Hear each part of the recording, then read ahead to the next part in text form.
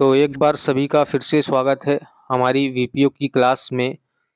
और अब हम आज की क्लास में पंचायतों के संबंध में प्रमुख व्यक्तियों के महत्वपूर्ण वक्तव्यों को पढ़ेंगे जो कोट्स दिए गए हैं पंचायतों के संबंध में। स्पेशली भारतीय पंचायतों के संबंध में जो विदेशियों द्वारा वक्तव्य दिए गए हैं वो काफ़ी इम्पोर्टेंट हैं, एग्जाम में आ सकते हैं। 1 से 2 क्वेश्चन पूछे जा सकते हैं इसके ऊपर, क्योंकि पंचायती राज से 65 क्वेश्चन आने हैं तो एक क्वेश्चन तो पक्का है कि इससे आना ही आना है। तो आज की क्लास में हम इन्हीं वक्तव्यों पर चर्चा करेंगे कि किसने कौन से वक्तव्य दिए। स्वतंत्रता के बाद हमारे जो नेता थे प्रमुख, उन्होंने क्या बातें रखी अपनी पंचायतों के संबंध में, इनके बारे में हम आज चर्चा करेंगे। तो सबसे पहले हम देखते हैं भारतीयों के जो प्रमुख वक्तव्य दिए गए थे पंचायतों के संबंध में। तो जो सबसे महत्वपूर्ण नेता है वो है महात्मा गांधी। तो शुरुआत भी हम उन्हीं से करेंगे। इन्होंने क्या कहा था? भारत की आत्मा गांवों में बसती है। ठीक है, भारत की आत्मा है जो गांव में बसती है, और जब तक गांव स्वावलंबी नहीं होंगे तब तक देश का सही विकास संभव नहीं है। ग्राम स्वराज ही सच्चे स्वराज की नींव होती है। ये किसने कहा था? महात्मा गांधी के द्वारा कहा गया था ये। आगे बात करेंगे हम नेक्स्ट की। तो नेक्स्ट में देखेंगे हम दूसरा वक्तव्य है, ग्राम पंचायतें ग्रामीण लोकतंत्र का आधार हैं और भारत के विकास के लिए इन्हें सशक्त बनाना आवश्यक है। जो जो भी आपको वक्तव्य या कोट्स इंपॉर्टेंट लगते हैं उनको आप नोट करते जाइए अपनी नोटबुक में। और यहाँ पे 30 से 40 वक्तव्य बताए गए हैं और ये इतने इंपॉर्टेंट है कि इन्हीं में से कोई एक आपको एग्जाम में देखने को मिल जाएगा। तो ग्राम पंचायतें ग्रामीण लोकतंत्र का आधार हैं और भारत के विकास के लिए इन्हें सशक्त बनाना आवश्यक है। यह किसके द्वारा कहा गया था? तो ये कहा गया था पंडित जवाहरलाल नेहरू जी के द्वारा। ठीक है, आगे देखेंगे नेक्स्ट वक्तव्य पे। तो अगला है, ग्राम पंचायतों की स्वायत्ता और सामर्थ्य भारत को सुदृढ़ बना सकती है। ठीक है, ग्राम पंचायतों को जो स्वायत्ता दी जाएगी और उनकी सामर्थ्य इतनी है कि वही चीजें भारत को सुदृढ़ बना सकती है, यह कहा गया था सुभाष चंद्र बोस के द्वारा। ठीक है, आगे देखेंगे, अगर गांवों को सशक्त नहीं किया गया तो देश का संपूर्ण विकास संभव नहीं होगा। गांवों के बारे में काफी बड़ी बात बोल दी थी वल्लभ भाई पटेल के द्वारा कि गांवों को सशक्त करना बहुत ज्यादा इंपॉर्टेंट है। यदि इनको सशक्त नहीं किया गया तो हमारे देश का संपूर्ण विकास संभव नहीं हो सकता है, क्योंकि जो बेसिक लेवल की चीजें हैं वो गांव से ही स्टार्ट होती हैं। तो वल्लभ भाई पटेल जी के द्वारा ये वक्तव्य दिया गया था। आगे नेक्स्ट कोट पर बात करेंगे। नेक्स्ट कोट है, सही लोकतंत्र गांवों से शुरू होता है। इसको हम कह सकते हैं सच्चा लोकतंत्र गांवों से शुरू होता है। जब तक ग्राम पंचायतें मजबूत नहीं होंगी तब तक देश में सही मायने में लोकतंत्र नहीं आ सकता। ये कही गई थी बात जयप्रकाश नारायण के द्वारा, जो स्वतंत्रता पश्चात राष्ट्रीय आंदोलन में काफी महत्वपूर्ण भूमिका में रहे थे। आगे हम बात करेंगे, गांवों का सशक्तिकरण कृषि और ग्राम पंचायतों के माध्यम से ही संभव है। कृषि और ग्राम पंचायतें, इन दो चीज़ों को लाल बहादुर शास्त्री के द्वारा बहुत ज़्यादा इम्पोर्टेंस दी गई थी। तो ये लाल बहादुर शास्त्री जी का वक्तव्य था कि गांवों का सशक्तिकरण है हम कृषि और ग्राम पंचायतों के माध्यम से ही संभव बना सकते हैं। आगे जो नेक्स्ट कोट है वो है, पंचायती राज न केवल लोकतंत्र को गांवों तक पहुंचाता है बल्कि ग्रामीण विकास को भी सुनिश्चित करता है। ठीक है, लोकतंत्र जो बेसिक लेवल पे पहुंचेगा लोकतंत्र, वो गांवों से पहुंचेगा और ग्रामीण विकास भी इससे सुनिश्चित होगा। ये बात कही थी इंदिरा गांधी जी के द्वारा। आगे हम बात करेंगे, पंचायती राज से भारत की विकास यात्रा को सही दिशा मिलेगी। ठीक है, क्योंकि विकास की योजना का लाभ सीधे गांव तक पहुंचेगा। ये राजीव गांधी जी के द्वारा बात कही गई थी जब उनके द्वारा विधेयक लाने के लिए काफी प्रयास किए जा रहे थे संसद में। तब उन्होंने ये बात कही थी कि पंचायती राज से ही भारत की विकास यात्रा को सही दिशा मिलेगी, क्योंकि विकास की योजना का लाभ सीधे गांवों तक पहुंचेगा। और राजीव गांधी के द्वारा ये वक्तव्य दिया गया था। आगे, हमारा सपना एक ऐसा भारत है जहां पंचायतें सशक्त हों और स्थानीय विकास को बढ़ावा दे सकें। ये बात कही गई थी अटल बिहारी वाजपेयी जी के द्वारा। नेक्स्ट कोट की बात करेंगे, पंचायतों को मजबूत करना, विशेष रूप से वित्तीय संसाधनों में उनकी भागीदारी बढ़ाना ग्रामीण भारत के लिए जरूरी है। ये बात कही गई थी डॉक्टर मनमोहन सिंह जी के द्वारा। आगे बात करेंगे, वास्तविक लोकतंत्र तभी संभव है जब ग्राम पंचायतें स्वतंत्र और सशक्त होंगी। ठीक है, वास्तविक लोकतंत्र तभी संभव है जब ग्राम पंचायतें स्वतंत्र और सशक्त होंगी। यह राम मनोहर लोहिया जी के द्वारा कहा गया था। आगे बात करेंगे, ग्राम पंचायतें ग्रामीण समुदायों की आत्मनिर्भरता के लिए एक महत्वपूर्ण साधन है। पीपी सिंह जी के द्वारा कहा गया था। नेक्स्ट कोट की बात करेंगे, पंचायती व्यवस्था से ग्रामीण क्षेत्र का सुधार और किसानों का कल्याण सुनिश्चित किया जा सकता है। चौधरी चरण सिंह जी के द्वारा कहा गया था, पंचायती व्यवस्था से ग्रामीण क्षेत्र का सुधार और किसानों का कल्याण सुनिश्चित किया जा सकता है।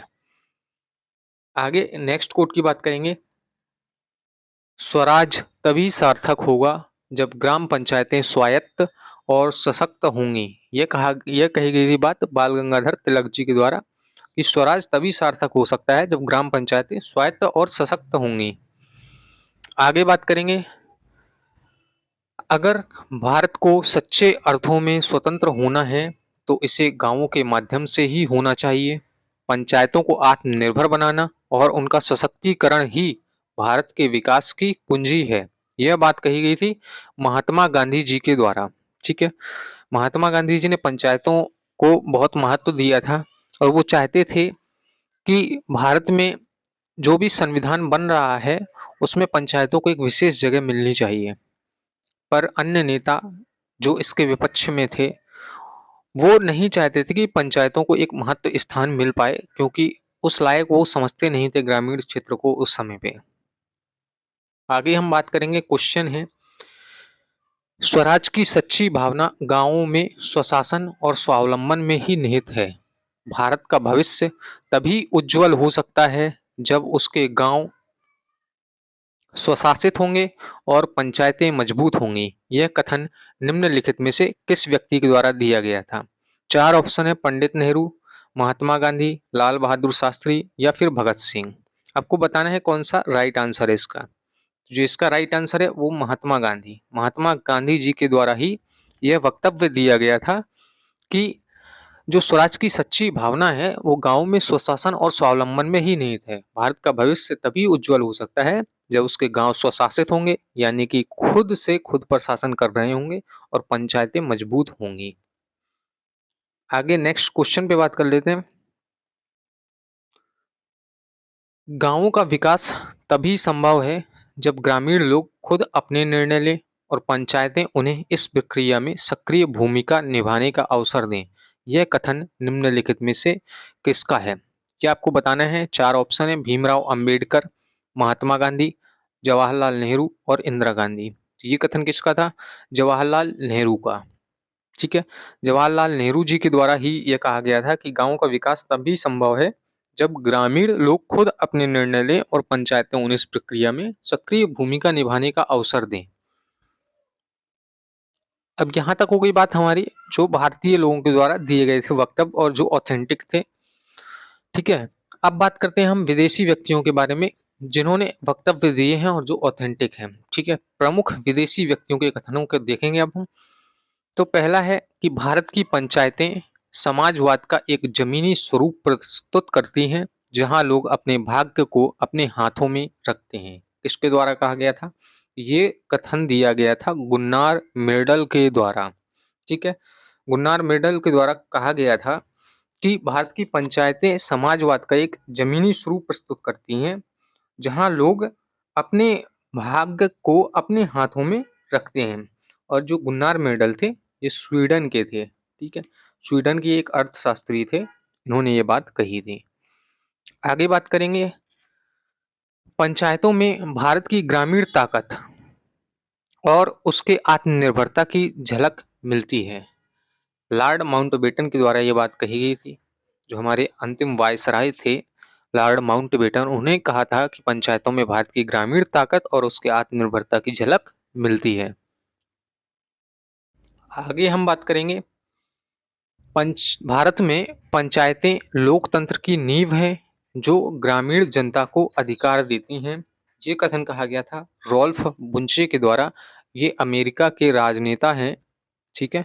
अमेरिका के राजनेता रॉल्फ बुंचे के द्वारा कहा गया था कि भारत में पंचायतें हैं लोकतंत्र की नींव हैं जो ग्रामीण जनता को अधिकार देती हैं।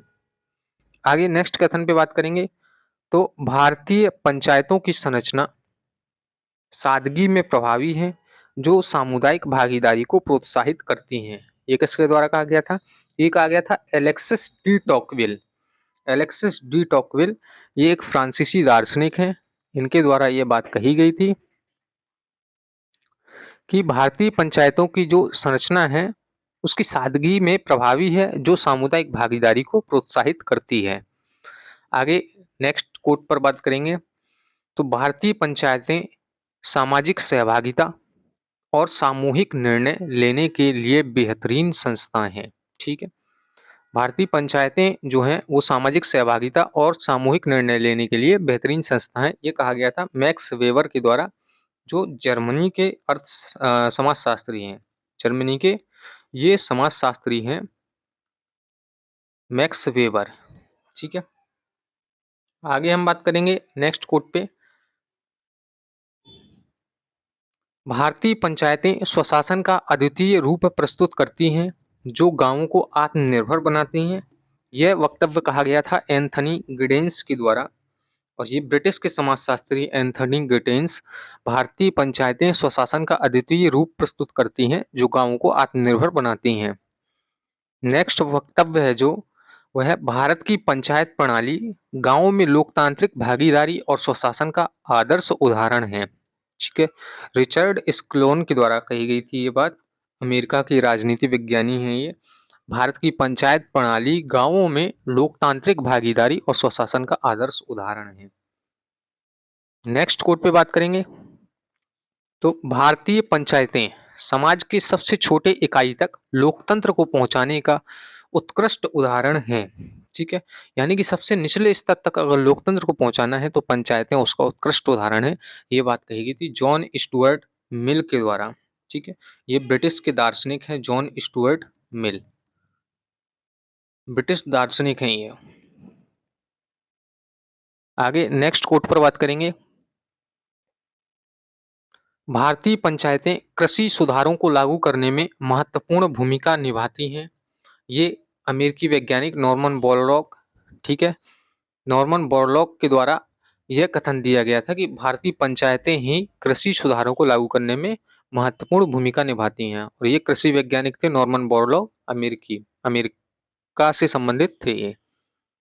आगे बात करेंगे भारतीय पंचायतें लोकतंत्र के सबसे गहरे रूपों में से एक है जो समुदाय आधारित निर्णय लेने की प्रक्रिया को मजबूत करती हैं। यह कथन कहा गया था पॉल ब्रास के द्वारा, ठीक है। पॉल ब्रास के द्वारा यह कथन कहा गया था और ये भी अमेरिका के राजनीतिक विज्ञानी थे जिन्होंने कहा था कि लोकतंत्र के सबसे गहरे रूपों में से एक है कौन? भारतीय पंचायतें, और यहीं से हम समुदाय आधारित निर्णय लेने की प्रक्रिया को मजबूत कर सकते हैं। आगे नेक्स्ट कोट पर बात करेंगे कि भारत की पंचायतें सामुदायिक विकास और सामाजिक पूंजी के निर्माण में महत्वपूर्ण भूमिका निभाती हैं। यह कथन कहा गया था रॉबर्ट पुटनम, रॉबर्ट पुटनम के द्वारा कहा गया था। ये भी अमेरिका के राजनीतिक विज्ञानी हैं। नेक्स्ट कोट पर बात करेंगे भारतीय पंचायतें अपने लोकतांत्रिक ढांचे के माध्यम से स्थानीय शासन के लिए एक अनुकरणीय मॉडल प्रदान करती हैं। ये किसके द्वारा कहा गया था? सैमुअल हंटिंगटन, अमेरिकी राजनीतिक विज्ञानी हैं ये भी, और इन्होंने कहा था कि स्थानीय स्वशासन के लिए अगर एक अनुकरणीय मॉडल देखा जाए तो कौन है? भारतीय पंचायतें हैं जो लोकतांत्रिक ढांचे के माध्यम से स्थानीय स्वशासन को बढ़ावा देती हैं।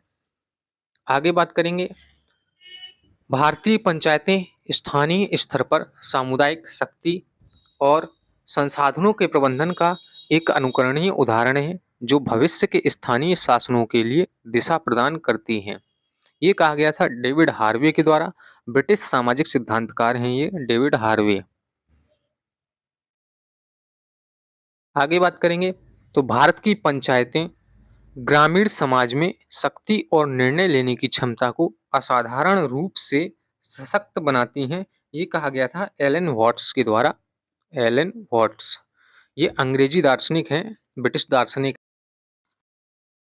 आगे हम नेक्स्ट कोट पर बात करेंगे।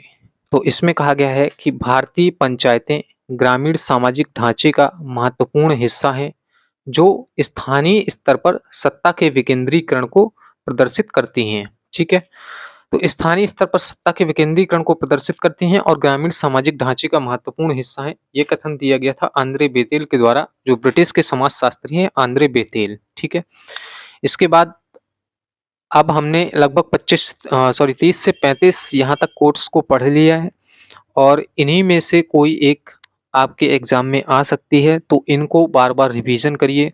और इसके अलावा कहीं भी आपको कोट्स ढूंढने की ज़रूरत नहीं है, क्योंकि जितनी भी कोट्स थी सारी एक जगह पर आपको दे दी गई हैं। और जो भी आपको इम्पोर्टेंट लगती हैं, आप प्रीमियम ग्रुप से नहीं जुड़े हैं और आपको पीडीएफ नहीं मिल पा रही, तो आप नोट कर लीजिए, अपने नोट्स में ऐड ऑन करिए चीज़ों को, जो नई चीज़ें मिल रही हैं आपको। और इसके अलावा यदि आप पीडीएफ ही चाहते हैं इसकी, तो आपको वीपीओ प्रीमियम ग्रुप ज्वाइन करना होगा हमारा टेलीग्राम पर, जहाँ पर आपको topic wise content PDF notes provide कराए गए हैं। ठीक है, यहाँ पर मैं सिर्फ वीडियोस में उन्हीं टॉपिक्स को कवर कर रहा हूँ जो मेरे ग्रुप के बच्चों को समझ में नहीं आ रहे थे। और अगर आपको पूरा सिलेबस का नोट्स चाहिए तो आपको वीपीओ प्रीमियम ग्रुप में मिलेगा, जहाँ पर आपको डेली क्विज भी प्रोवाइड कराई जाती है, हर एक सब्जेक्ट की सेपरेट योजना का मटेरियल प्रोवाइड कराया गया है। इसके अलावा बात करें तो टॉपिक वाइज क्विज हैं सारे सब्जेक्ट से, 150 प्लस क्विज आपको मिलेंगी। 13 फुल मॉक टेस्ट और 15 full mock test detailed solution के साथ दिए जाएंगे। तो लगभग 7 से 7,500 क्वेश्चन की कवरेज आपको पूरी सिलेबस से मिल जाती है। वहाँ पर 7,000 से 7,500 क्वेश्चन आप सॉल्व कर पाएंगे। ठीक है, सारे एस्पेक्ट से क्वेश्चन को कवर किया गया है। आरजीएससी है तो उससे 40 से 50 क्वेश्चन सारे एस्पेक्ट से बनाए गए हैं। कोई भी टॉपिक उठा लीजिए आप, सारे क्वेश्चन आपको वहाँ पे इंपॉर्टेंट मिल जाएंगे। इसके बाद आरजीएससी की content PDF, finance commission, election commission, current affairs UP की, इनके अलग से पीडीएफ नोट्स प्रोवाइड कराए गए हैं। ठीक है, जिनको आप रिवीजन भी कर सकते हैं प्रिंट करवा कर। बार बार आप उनको पढ़ेंगे तो आपका जो क्या है कि रिटेन करने की क्षमता है वो बढ़ जाएगी। और ज़्यादा यहाँ वहाँ भटकने से कोई मतलब नहीं है। देखिए, ठीक है, कंटेंट जहाँ का भी पढ़ा है आपने अच्छी बात है, पर उसको रिवीजन करते रहना बहुत ज़्यादा ज़रूरी है, क्योंकि रिवीजन के बिना कुछ नहीं हो सकता। इस हमारे वीपीओ प्रीमियम ग्रुप की फीस है 299 रखी गई है, लेकिन अभी फिलहाल के लिए 249 पर चल रहा है। ठीक है, 249 रुपये में आप इस ग्रुप को ज्वाइन कर सकते हैं। ये पेमेंट आईडी है, इस पर पेमेंट करना है आपको। ठीक है, पेमेंट आईडी में ये नेम शो होगा, इसी पर पेमेंट करके और इस नंबर पर आपको मेरे को व्हाट्सएप करना है। ये जो नंबर आपको दिख रहा है इस पर व्हाट्सएप करेंगे तो आपको ग्रुप में ऐड कर दिया जाएगा। ठीक है, तो आज के लिए बस इतना ही। मिलते हैं हम अगली क्लास में, जिसमें हम मॉक टेस्ट 8 का एनालिसिस करेंगे। तब तक के लिए धन्यवाद। पढ़ते रहिए, स्वस्थ रहिए।